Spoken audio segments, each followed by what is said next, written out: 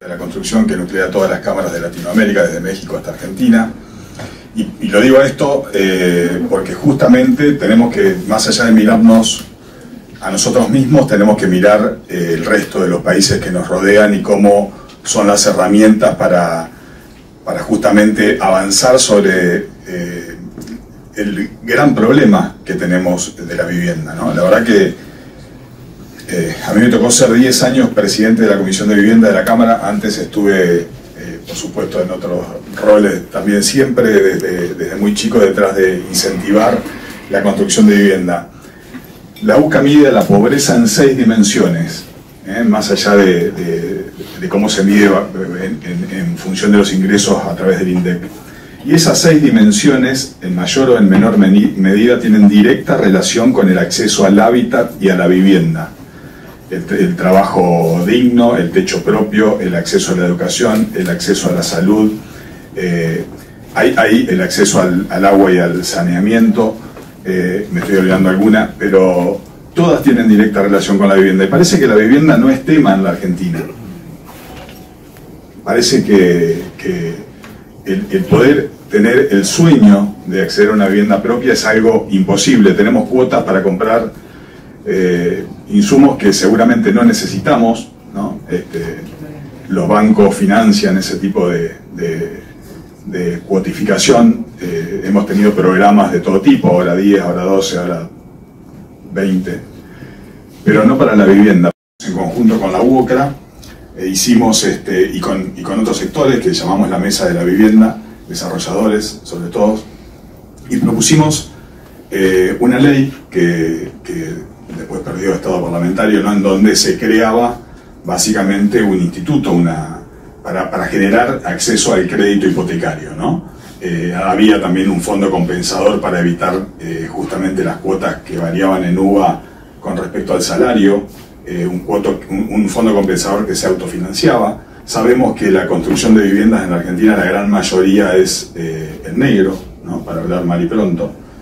Y que nosotros, si el crédito hipotecario lo que hace es, de alguna manera, blanquear toda esa economía, y eso genera recursos para el Estado. Nosotros tenemos un análisis de que cuando el Estado invierte en viviendas tiene un recupero fiscal del 42% de esa inversión, es decir, que es una muy buena inversión. Ni hablemos de los recuperos que ya hablaron, y la verdad que saludo y felicito, ¿no? a los exponentes como Juan. Y la verdad es que coincidimos absolutamente con todo el diagnóstico, pero creo que lo que tenemos que hacer es buscar soluciones, más allá de la queja, ¿no? Y decía lo de los países latinoamericanos.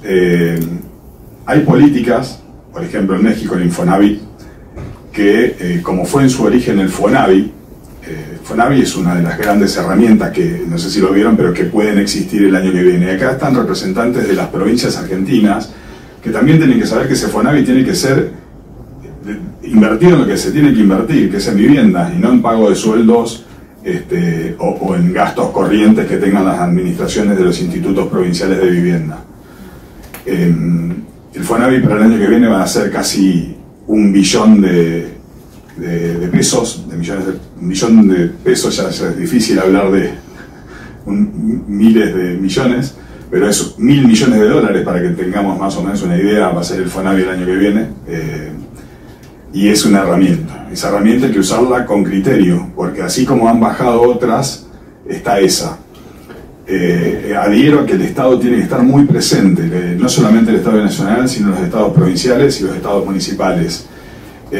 Justamente en México daba el ejemplo. Lo que existe también es una ley que hace que todos los trabajadores de todo el campo de la economía tengan un aporte a través de su sueldo, ¿no? Un descuento, y es un aporte y una contribución que va a una cuenta que está a nombre del trabajador, pero que puede ser usada justamente para un down payment de una vivienda o para... Bueno, tiene otras excepciones, enfermedades, etcétera, pero no puede usar solamente pensando justamente en el acceso a la vivienda.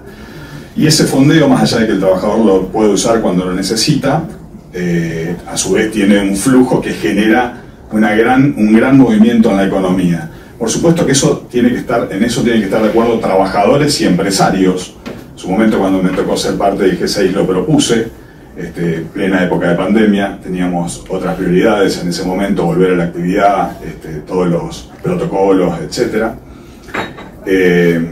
La CGT también tiene que estar de acuerdo. Sí logramos junto al G6 y la CGT hacer el Consejo de Políticas de Infraestructura, que justamente la semana que viene tiene su documento anual que se va a exponer en la Bolsa de Comercio, y una de las mesas de trabajo es la de vivienda, y justamente la clave en el tema de vivienda tiene que ver no solamente con el aporte del Estado y la correcta ejecución y la transparencia en la ejecución de los fondos, sino de qué manera damos herramientas a los privados para que puedan invertir, ¿no? Y no solamente dejando que los privados hagan y no haciendo nada. El Estado tiene la responsabilidad de coordinar esos esfuerzos, de fomentarlos, de incentivarlos. Para que tengamos una idea, una economía como la de los Estados Unidos, en Dallas, para dar un ejemplo concreto, está subsidiando, cuando hay un segmento de la sociedad que ya cada vez es más difícil que puedan acceder a una vivienda propia, que allá por supuesto hay créditos, para que tengamos una idea, por más del 120% del PBI americano hay créditos hipotecarios. En Argentina tenemos un 0,5% del PBI otorgados en créditos hipotecarios. En Chile, acá al lado, es un 23%, un promedio en Latinoamérica es el 9%. Es decir, estamos con mucho para crecer, si queremos verlo en términos positivos, pero lamentablemente necesitamos que el Estado se involucre. ¿Y cómo se tiene que involucrar? Bueno, justamente generando subsidios que sean sustentables. Vuelvo a repetir, si existe el crédito hipotecario, se amplía la base tributaria y no necesariamente tenemos que solamente tener gastos, sino que tenemos ingresos también, ¿no? Ingresos que tiene, por otro lado, derivados como en la creación de empleo, o en este caso, cuando no se produce esa inversión, la pérdida de empleo. Nosotros, como industria, hemos perdido 120.000 puestos de trabajo directos, más todos los indirectos, que deben sumar seguramente unos 80.000 puestos de trabajo más. Nos pasó en 3 meses, no fue de un día para el otro, digamos, no fue en varios meses como pudo haber sido, y todavía sigue siendo una industria. La verdad que es algo único en el mundo lo que está pasando en Argentina, ¿eh? Es algo único en el mundo. No hay inversión pública para infraestructura. Todos los días lo que se ahorra de alguna manera presupuestariamente se gasta en otro montón de cuestiones que le pasan a cada uno de nosotros, ¿no? Cuando te cortan la luz, cuando tenés un accidente de tránsito, cuando se te rompe una cubierta del auto porque el bache te lo comiste, y así sucesivamente. Eso lo vamos a ir viendo, lamentablemente, progresivamente, y ahí van a venir después la búsqueda de los culpables, ¿no? Pero la realidad es esa. No se puede evitar el efecto de la gravedad. Si no hay inversión pública, lamentablemente no hay salida. El 85% en el mundo, hablo, en los países más desarrollados del mundo, de la inversión pública en infraestructura y en viviendas la hace el Estado. Y el otro 15%, en el mejor de los casos, es ejecutado a través de financiamiento de los privados, con repago también muchas veces del presupuesto del Estado, no solamente por tarifa. Con lo cual, entendemos que la macro es importante, entendemos que la baja de la inflación es un objetivo, pero no podemos hacerlo a costa de cualquier cosa. El tema, digamos, al que Juan hacía mención, y cómo está pasando hoy en los barrios con el narco, es algo que lamentablemente es muy rápido, que lamentablemente hay experiencias en Latinoamérica, como el caso de Medellín, en donde es un caso paradigmático, en donde se dio vuelta a esa situación a través de la urbanización y de justamente crear esos espacios que eran compartidos, más allá de espacios públicos, espacios de compartir el día a día, de festejo de cumpleaños, como decían recién, etcétera, en donde la pérdida, cuando no hay ese tipo de espacios, esos espacios los gana el narco, y si no hay futuro, el único futuro que ven esos chicos es el narco también, y lamentablemente es muy caro para una sociedad, con lo cual, repito, creo que tenemos que tener propuestas. Creo que una propuesta podría ser esta de incentivar justamente un fondo a través de la creación de empleo formal, un fondo progresivo. En México es del 5%, es un 2,5% de aportes del trabajador y un 2,5% de aporte del empleador. Nosotros podemos empezar con un 1% anual. Eso, por supuesto, todo esto lo tenemos desarrollado, lo tenemos escrito, pero por otro lado, la generación de créditos hipotecarios. Debería haber un objetivo concreto de generación de créditos hipotecarios accesibles, porque si no son accesibles es lo mismo que la nada, y eso necesita de subsidios, lamentablemente, pero es lo que genera el crecimiento de la economía y el recupero fiscal. Con lo cual, bueno, no le voy a tener que explicar a los economistas, ¿no? A vos, Juan.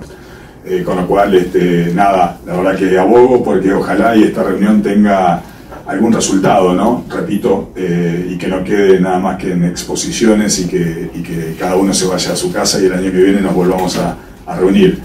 Ojalá esta comisión tome un rol preponderante en el marco del Congreso y podamos sumar voces a favor de que la vivienda sea un tema en la Argentina.